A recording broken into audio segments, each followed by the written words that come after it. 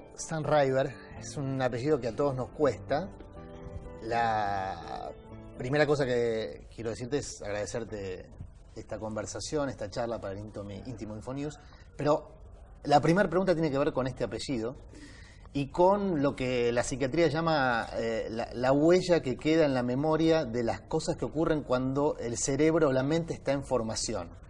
¿Qué huella te dejó la dificultad que me imagino tenían tus profes, tus maestras, tus compañeros para mencionar tu apellido? Empezamos con todo. No. Con todo. Escúchame, es un apellido obviamente muy particular, muy raro. Si lo pensamos desde el punto de vista así biográfico, fue como un proceso en el que primero me molestaba mucho y después ya me empezó a resultar indiferente, digo, lo asumí, ¿no? Hasta me da gracia el juego con la gente que no lo puede pronunciar. Obviamente nunca esperé que un programa de filosofía tuviese tanta trascendencia, si no lo hubiera cambiado. No es que tengo una especie de vocación por sostener mi apellido. Mi hermano se lo cambió cuando empezó a hacer cámara, haciendo policiales sin ningún problema. Tampoco hubiese tenido problema, pero nunca supuse que un mero programa de filosofía educativa iba a amplificar aquella situación dificultosa. Pero es interesante. Sí, no, pero digamos, igual el apellido tiene te quería contar esto, tiene una cosa muy particular. Significa el que escribe en la piedra. Ajá. Steinschreiber, el que escribe en la piedra. Mi nombre, Darío, es el que busca. Y Gabriel es el ángel de Dios. O sea que todo junto da el que busca al ángel de Dios escribiendo sobre la piedra. Hay una teoría sobre los apellidos que determinan a las personas, ¿no? Hay libros sobre eso. Siempre me acuerdo de Funeraria Marchito, por ejemplo, que es muy característico, ¿no? Bueno, el mío, como verás, toda esa construcción. Ahora, ¿qué te determinó? ¿Qué te determina de toda esta construcción? Nada, hay una complejidad ahí, ¿no? Y me parece que la filosofía juega con cierta complejización de acontecimientos, situaciones que se te presentan en general unilineales. La filosofía es el arte de rascarse donde no pica, básicamente, porque no hace falta, digamos, problematizar lo que la filosofía problematiza. No hace falta, o sea, es absolutamente improductiva. Se pregunta si la nada es algo, se pregunta por qué hay vasos. Obviamente cuando rascas un poco, aunque no pique, generas roncha y la roncha genera transformación en la epidermis, o sea que en el fondo algo transforma, pero no a primera vista. Me parece que esa complejización está en el apellido y está en lo que yo hago. Respondés de manera sintética lo que en este libro respondés de manera mucho más profunda, mucho más didáctica y mucho más atractiva para un tema que en general era considerado de gueto, salvo algunos esfuerzos de algunos filósofos conocidos. Se me ocurre José Paulo Feynman, digamos, como uno de ellos, pero hay otros, por supuesto. En general se consideró la filosofía como un nicho académico. Sí. En este libro haces un formidable, interesante y logrado esfuerzo por masificarlo. El término sería divulgación en términos literarios, científicos. Sí, en términos de género, ¿no? Incluso. ¿Por qué?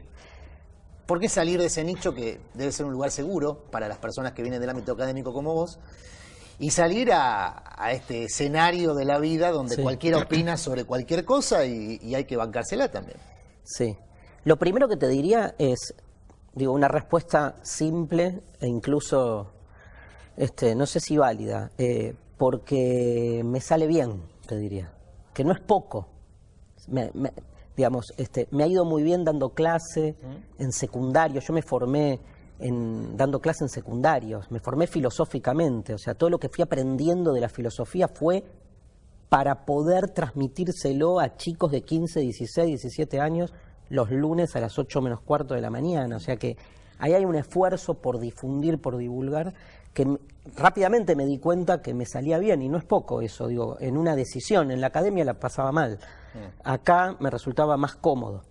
Y lo segundo que me parece clave, digamos, han habido intentos de divulgación en otros tiempos. El primero que yo me acuerdo en filosofía es Jaime Barilco, hoy olvidado bastante, pero la verdad que fue un pionero. José Pablo Feynman, mucho antes de estos tiempos. Tomás Abraham también, sí, claro. Kovadlov también, gente que sacó a la filosofía.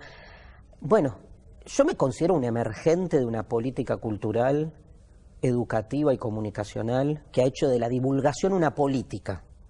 Y eso se llama Canal Encuentro, que es el canal del Ministerio de Educación de la Nación. O sea, me considero un producto en el buen sentido del término de este tiempo histórico. No es que yo por mí mismo hubiese podido dedicarme a esto. O sea, me vino a ver un día la directora de contenidos de Canal Encuentro después de una clase, Jessica Tritten, y me dijo: a ver, probemos un programa porque tenés una forma de transmitir la filosofía que me parece que garpa en la tele.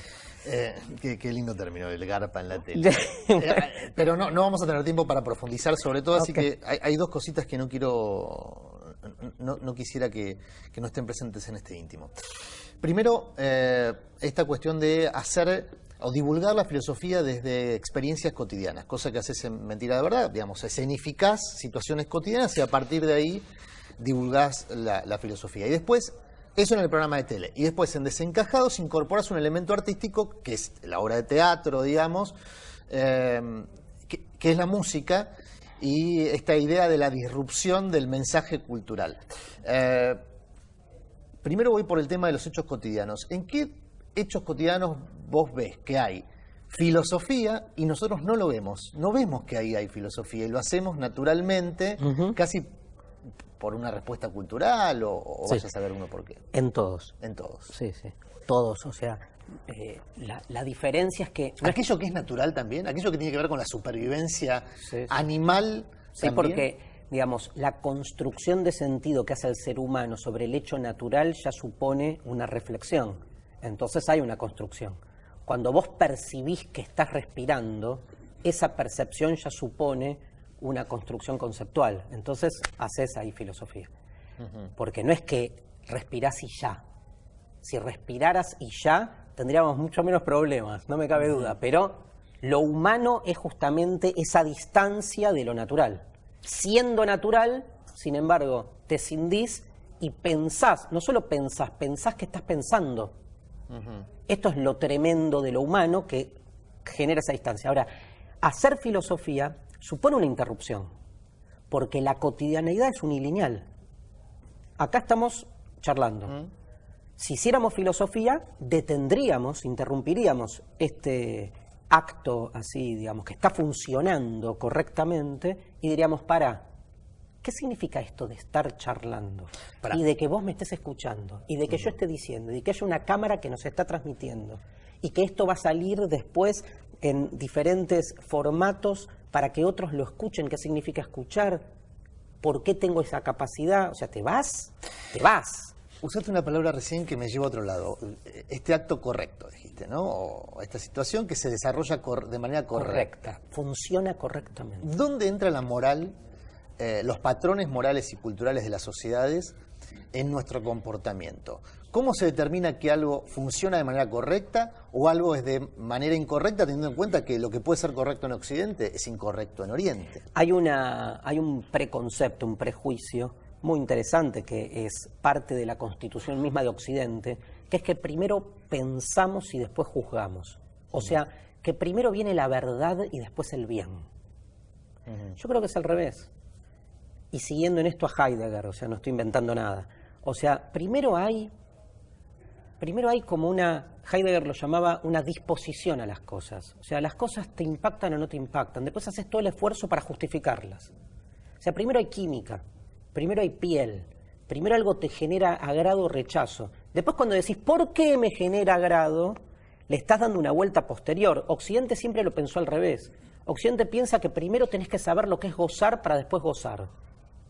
Pobres, no fueron a la cancha o no tuvieron sexo en serio, digamos, ¿no? Lo tuvieron absolutamente intermediado por el pensamiento. La moral, cuando se la racionaliza, pierde algo de esa intuición básica que te generan las cosas. Por eso, para mí, digamos, es interesante, sobre todo cuando pensás en lo político, que hay, digamos, hay sensaciones primarias que después de algún modo condicionan una ideología. O sea, la debilidad del otro o te pone mal o no te pone mal. Y si no te pone mal, y vas a terminar en todas esas posiciones que van a justificar que vos tenés prioridad por sobre el otro.